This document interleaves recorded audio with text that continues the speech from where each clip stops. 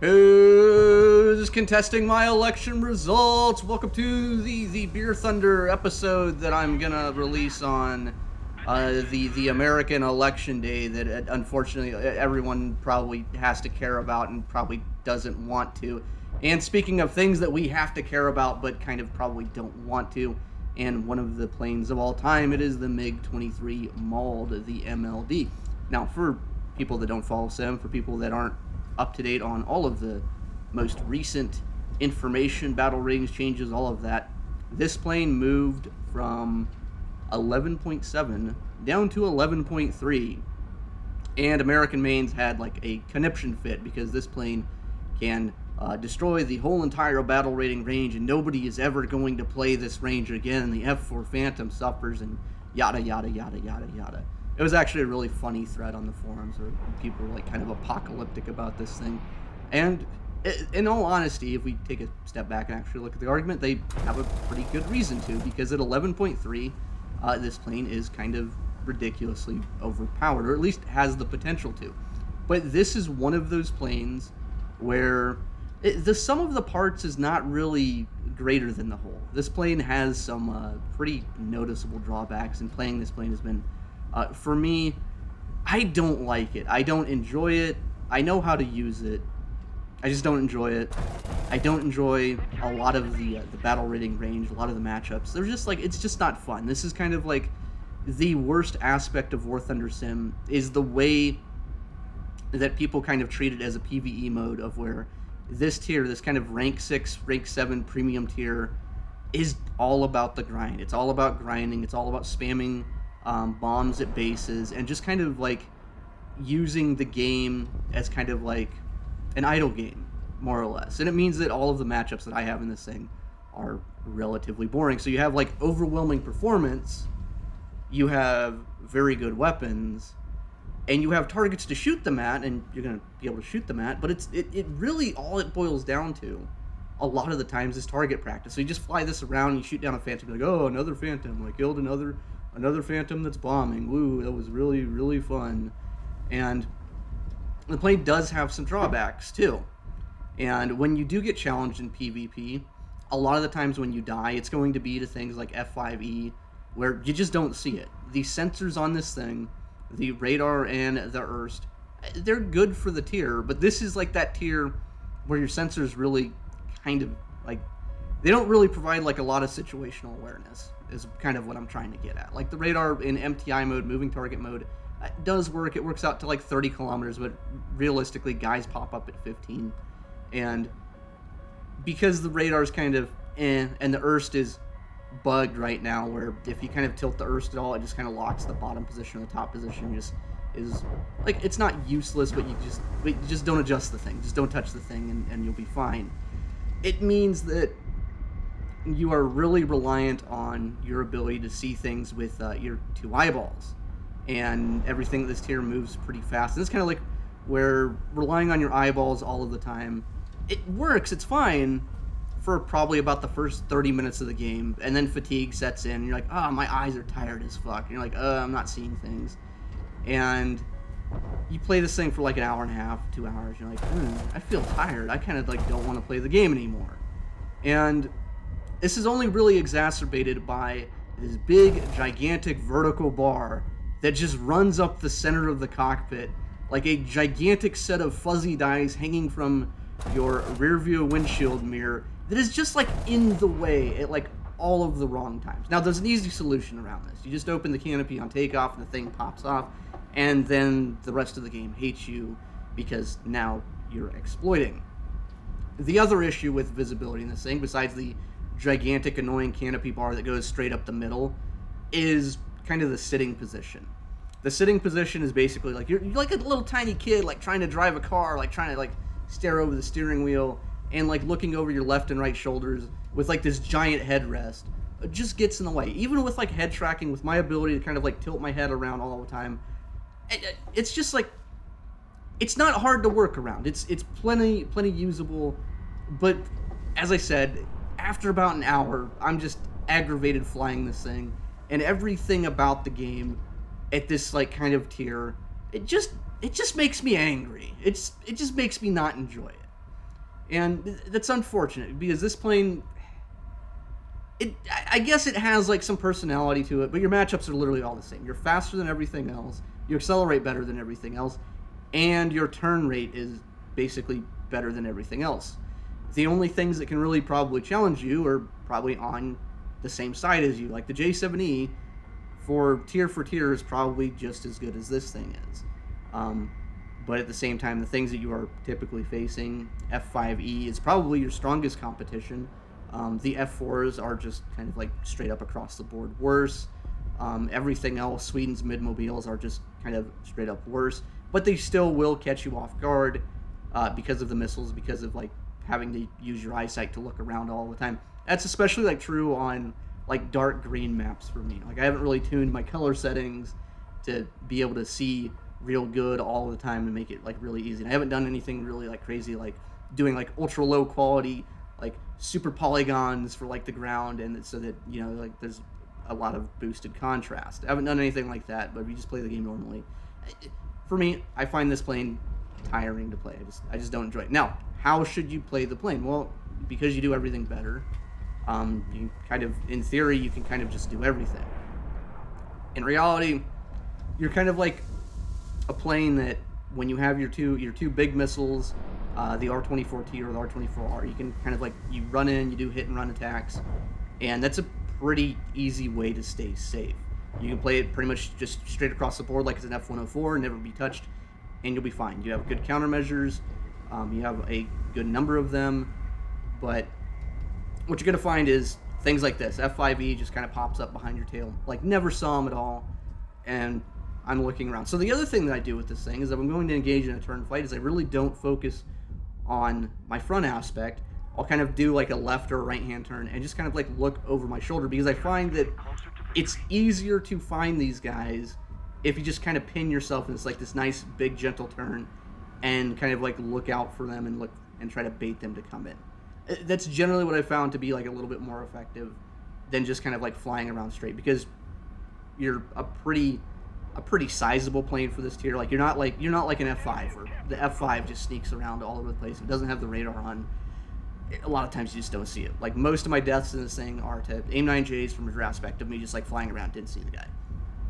The other planes that tend to be like big threats to this thing are really anything at this tier that carries IRCCM missiles. So on 11.3 days, you don't really run into IRCCM missiles that much, but as soon as you bump up to 11.7, the main plane that you're going to face, if it's on the enemy team, is something like the Mirage F1C, which carries 2 Magic 2s, and those missiles are absolutely lethal from any kind of rear aspect.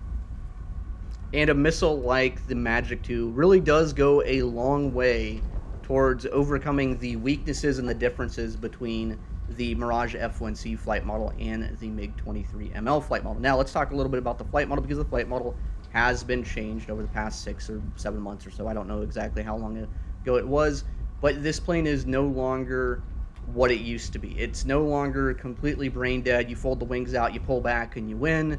Now you fold the wings back, you pull back like 3/4 of the way, and then you still basically win. The sustained turn rate of this thing has been reduced a little bit. The energy bleed is a little bit more.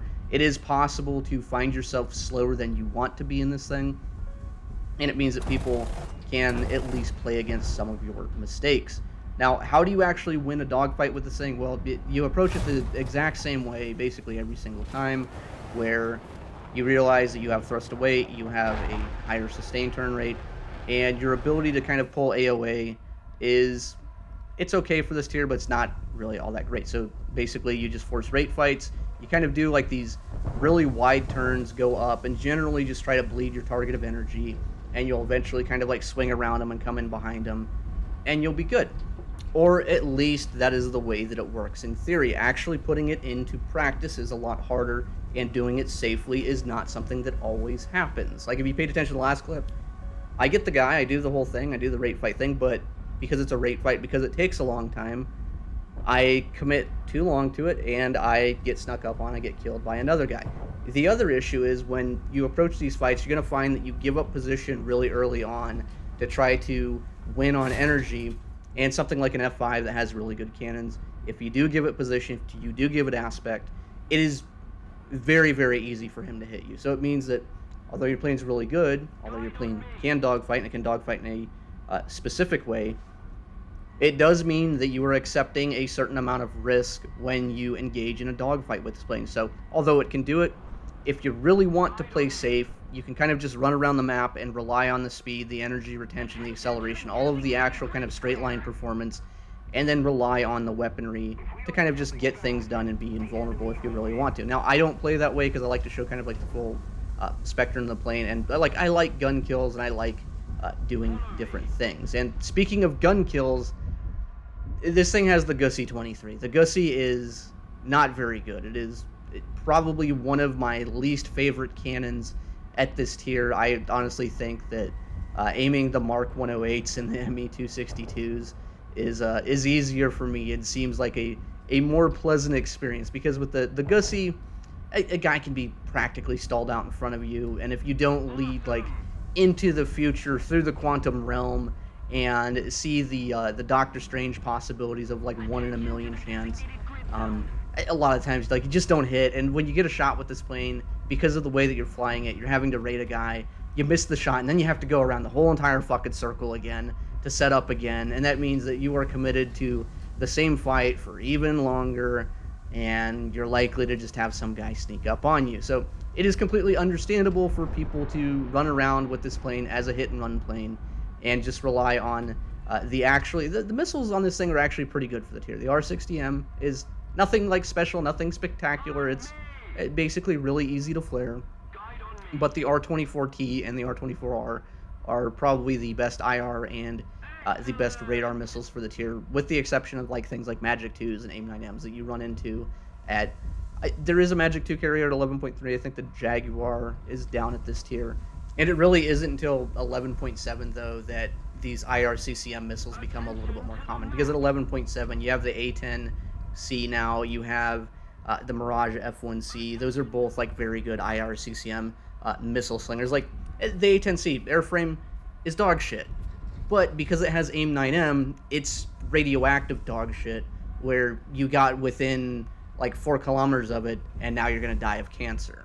That kind of thing. That kind of like creates a problem for this plane. And even on the days where it used to kind of go up to like 12.7, 12.7 for Soviet players is basically like unplayable for the most part. And especially in this thing, especially with like Iranian Fakor 90 spam when it first came out. Like I was slinging Fakor 90s in my Iranian F-14 like across the map on Afghanistan and just like killing MiG-23 MLs. And for like a guy that just like bought the plane, wanted to have like a fun sim experience, just getting domed from like 70 kilometers with an ARH missile when he doesn't even know what ARH means is probably not good for the standard level of statistics, which is why this plane got pushed down.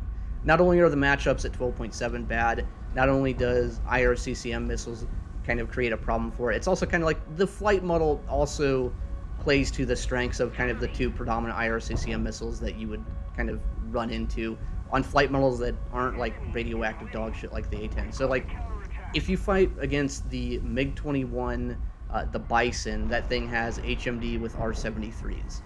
HMD with a thrust vectoring IRCCM missile is a very good and reliable counter to a plane that in a dogfight has to do like big circles in a rate to out energy things.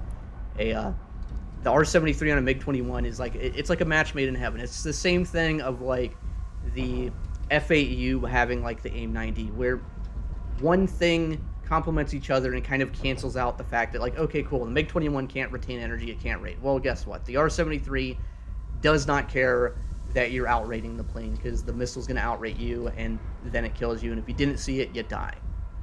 Same thing with AIM-9M and rear aspect, side aspect, not having good visibility, not being able to like really anticipate when an A-10 launches. It means that the statistics on this plane got depressed. It got depressing for people. And that's unfortunate, because I don't really think that it belongs at 11.3. Now, to Gaijin's credit, it didn't really ruin the tier, because if you paid attention, a lot of other things moved down at the same time. The F-4E moved down a step, the F-8U moved down a step, the MiG-21 moved down a step. So it means that if you're still playing these planes on days that they're not the top tier, if you're still moving around, you're still seeing the same number of MiG-23s. you're still seeing them just as often, but it just means that the kind of like upper level matchups for this thing did get a little bit easier. Now, does that mean that everything else that should have got moved down? No, probably not. Like the F4s, the 12.0 F4s with like pulse Doppler radar being where they are at as far as like the perspective of being used as a PvP plane doesn't really make a lot of sense to me. Like I think all of the 12.0 F4s could move down. All of the hard-winged F4s with like good radars, they could move down. Like I don't think them being at this tier would be like actually upsetting. Now, the reason they didn't get moved down is probably goes back to like one of the things I was complaining about earlier, PvE, where I think a lot of these planes like the F4S, the premium F4 Phantoms, a lot of guys are just bomb trucking in them. And if you're bomb trucking in them and you're playing lobbies where there aren't PvP players, it means you're maximizing useful actions. It means that you're maximizing research points. And it means that kind of like in the grand scheme of things, that it doesn't show up as a statistical anomaly, which is different for something like the Mig-23 ML, because people are buying it, and usually, because the plane doesn't really carry a lot of bombs and it doesn't make sense to go out and bomb with this thing, they're going out and they're doing PvP, and on probably at least half the days trying to do PvP for like an average level player. Someone who's trying to learn was like, it felt pretty damn impossible. So I understand why it moved down. Would I have moved it down? No, but it is what it is. Is it overpowered at 11.3? Yes, absolutely. If you want to play this plane like a dickhead and just go in, shoot your R-24T, fly away, fly back to base, you're pretty reliably going to get 2 kills. But cockpit visibility sucks, gun sucks, sensors are mid to okay. The radar is actually pretty good for the tier. The ERST is like, it's nice to have, but also it's bugged right now because Gaijin hasn't fixed it for this thing, because apparently, I guess nobody at this tier like actually uses ERST or something, like nobody has bug reported, or I have no idea. It's aggravating. I hate this tier. I hate flying this thing. I did not enjoy it. I used to enjoy it. I used to enjoy actually when this plane was kind of like the top tier against like F-14s, because F-14 versus the old flight model with this thing was like a relatively balanced, like when we had 100-meter multipathing too, where we could kind of like ignore radar missiles, where the F-14 had a better flight model, worse IR missiles, but better radar missiles, and slightly better flight performance. It was more or less like it was okay. It felt pretty good back in the day to kind of like take this out and be like the underdog, where you could kind of throw it around. You felt like you had some personality here. Right now, with the current implementation of it at 11.3, to me, it's just not enjoyable. The matchups are the same. It's boring. I don't like it. But it's still good. It's really, really good. But I don't like it. Because it's boring. And I hate being bored. And more than being bored, I hate being aggravated. And this stupid canopy bar being constantly in the way, the Gussie just being abysmally slow and awful, is aggravating. Playing in a tier where everyone that you're fighting against most of the time is just a research point pinata is aggravating to me. Like, I hate it so much. I hate it because Sim could be fun. It could be interesting. It could feel dynamic. It could do all of these things, but it's not going to, because everyone's grinding. Because that's the way that players have decided that they want to experience the game.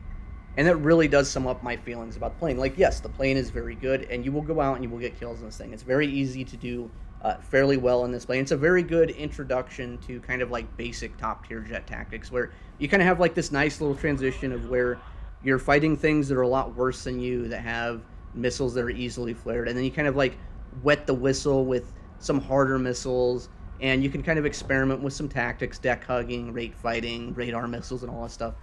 And it's interesting for that. For like a learner plane, it's probably fine. For me, I just don't enjoy this tier. And because I don't enjoy this tier, because I find it aggravating, me personally, you're probably not going to see me making videos on this plane again anytime soon. Anyways, that's the video. Hopefully you guys like it. Like and subscribe to the channel so that we can force Gaijin to give us the Mycopod bird decal. And that'll be it for this Tuesday.